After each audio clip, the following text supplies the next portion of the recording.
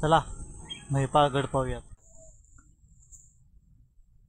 किल्ले महिपाळगड आपल्या चंदगड भागामध्ये आहे। तुम्ही नक्की भेट द्या। सध्या या किल्ल्यावर पूर्ण झाडांची व घरांची दाट वस्ती आहे। तटबंदी पण पूर्ण दिसत नाही। आणि हे आहे महादेवचे मंदिर व मंदिराच्या बाजूलाच लागून एक वास्तू आहे। तुम्ही नक्की भेट द्या।